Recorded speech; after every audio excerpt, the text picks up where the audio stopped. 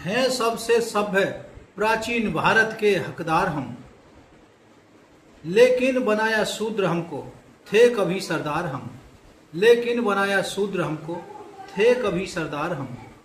अपनी सुरक्षा स्वयं करो प्रभाकर जुल्म न सहो, अपनी सुरक्षा स्वयं करो प्रभाकर जुल्म न सहो, शोषण को पहचानो गुलामी में जकड़े न रहो। साथियों, साइमन कमीशन अछूतों की स्थिति जांचने के लिए भारत आया तो भारत के सभी प्रांतों का सर्वेक्षण करने लगा और जब 30 सितंबर 1928 को लखनऊ आया तो चारबाग में कई हजार लोगों के साथ स्वामी अछूतानंद जी हर हर ने सभा करके गाजे बाजे के साथ साइमन कमीशन का स्वागत किया और राजनीतिक अधिकारों के लिए एक ज्ञापन साइमन कमीशन को दिया।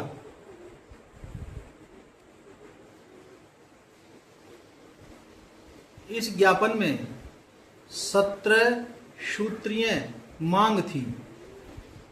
साथियों, अगर 17 सूत्रीय उन मांगों का मैं विवरण करूंगा तो वीडियो बहुत लंबा हो जाएगा, लेकिन जब ये बात कांग्रेसी पक्ष को पता चली कि साइमन कमीशन अछूतों की स्थिति जांचने के लिए भारत में आया है, तो कांग्रेस के लोगों ने इसका विरोध किया, न काले झंडे दिखाए।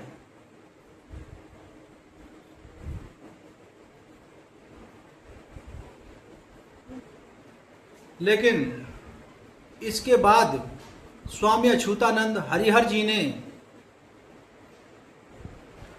एक सभा मुंबई में की थी। इस सभा के विषय में जब भीमराव अंबेडकर जी को पता लगा तो भीमराव अंबेडकर जी स्वामी जी से आकर मिले और स्वामी जी को पगड़ी पहनाकर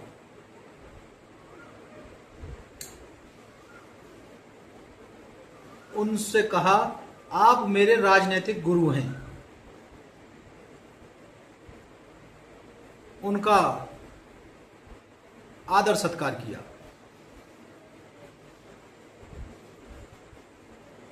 भीमराव अंबेडकर जी ने स्वामी अछूतानंद हरिहर जी को अपना गुरु स्वीकार किया था, बना लिया। श्रोताओं, यहाँ एक बात मैं स्पष्ट कर देनी चाहता हूँ कि डॉक्टर भीमराव अंबेडकर जी की किसी भी पुस्तक में स्वामी अछूतानंद जी को गुरु मान लेने का उल्लेख नहीं मिलता, क्योंकि 26 अलीपुर रोड वाले बंगला पर बाबा साहेब की बहुत सारे पत्र, पुस्तकें एवं लेख आदि का संग्रह था। 3 दिसंबर 1956 को डॉक्टर भीमराव अंबेडकर के जो परामर्शदाता थे, जो उनके निजी डॉक्टर थे, डॉक्टर मालवंकर जी, तो उनकी पत्नी डॉक्टर मालवंकर जी और डॉक्टर भीमराव अंबेडकर की पत्नी सविता अंबेडकर, ये दोनों ही उनके डॉक्टर थे। 3 दिसंबर 1956 को डॉक्टर मालवंकर और सविता अंबेडकर के पिता कृष्णराव कबीर और भाई जाधव श्याम जाधव कबीर एवं एक अन्य व्यक्ति ब्रीफकेस और संदूक में बहुत सारा सामान लेकर रात्रि के 9 बजे 3 दिसंबर 1956 को रात्रि के 9 बजे विमान से मुंबई को चले गए थे और इसके अगले दिन डॉक्टर भीमराव अंबेडकर राज्यसभा में गए थे और 5 दिसंबर 1956 को बाबा साहेब की अकस्मात मृत्यु हो जाने के बाद कई दिनों तक उनकी अलमारी यूं ही खुली पड़ी रही थी।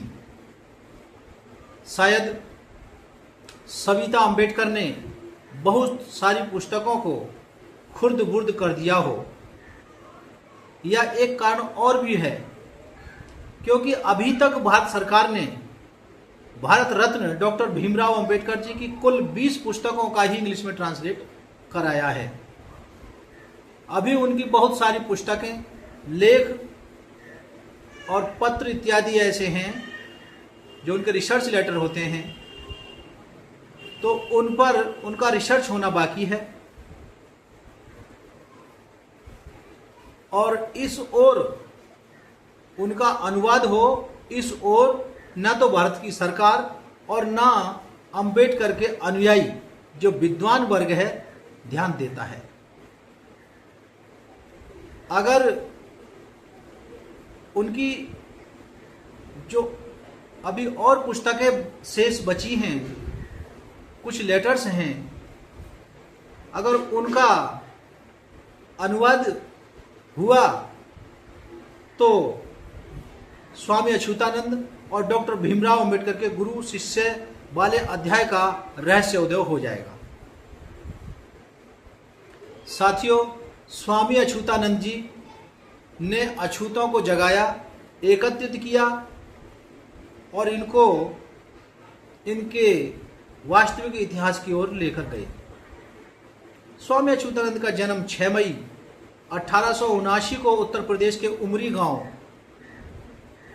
सिरसागंज के मैनपुरी में हुआ था। सिरसागंज के जिला मैनपुरी में हुआ था। इनके पिताजी मोतीराम और माता राम प्यारी थी। स्वामी अच्युतानंद के बचपन का नाम हीरालाल था। स्वामी अच्युतानंद को इनके चाचा मथुरा प्रसाद जी ने पालन पोषण किया था और कबीर के पद गाकर हीरालाल को सुनाया था। स्वामी अच्युतानंद का नाम बचपन में हीरालाल था। उनके कबीर पद गायन का बहुत गहरा असर स्वामी जी के जीवन पर पड़ा और स्वामी जी को साधुओं के साथ उठना बैठना बहुत अच्छा लगने लगा। सन 1905 में स्वामी जी आर्य समाजी संत सच्चिदानंद के शिष्य बन गए और इनका नाम हीरालाल से हरिहर आनंद हो गया। और सन 1911 में अजमेर के उन अछूतों को पुनः धर्म वापसी कराई जो मुस्लिम बन गए थे। आर्य समाज में रहकर स्वामी हरिहर अच्युतानंद जी ने वेद शास्त्रों का बहुत अच्छे ढंग से अध्ययन किया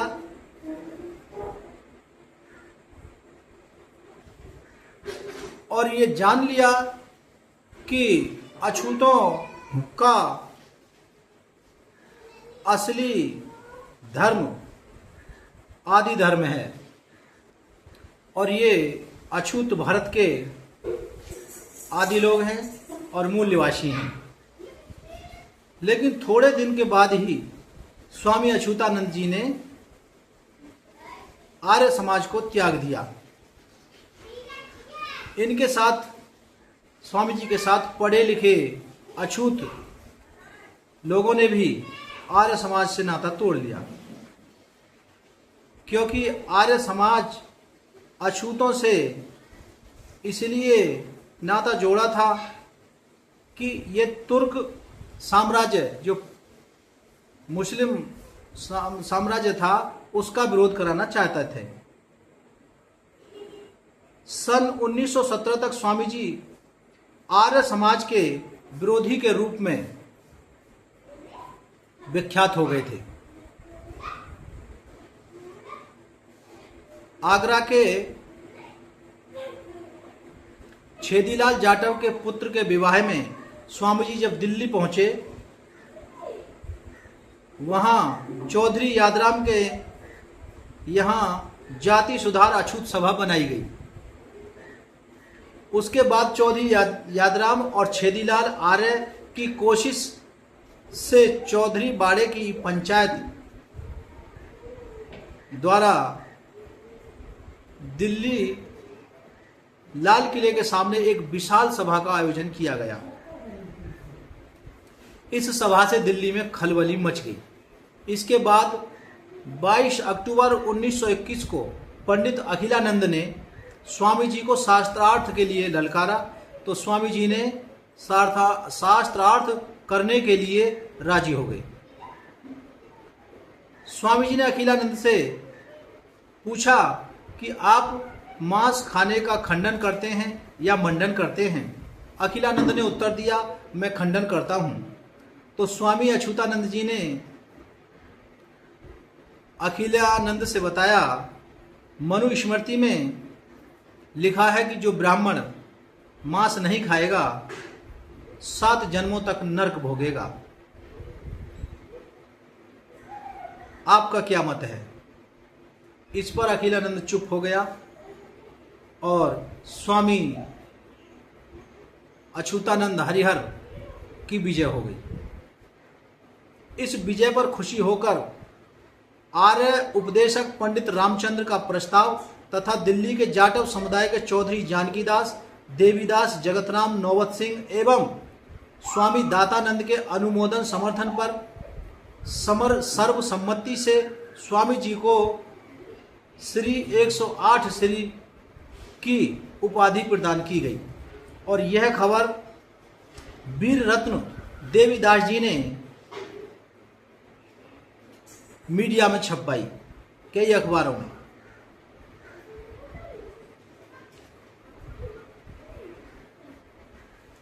और देवीदास जी ने हरिहर आनंद की जगह पर अछूतानंद नाम प्रस्तावित किया, जिसे स्वामी जी ने सहर्ष स्वीकार कर लिया। उत्तर भारत के उसी दिन से उत्तर भारत के अछूतों के प्रतिनिधि स्वामी अछूतानंद बन गए। पहले इनका नाम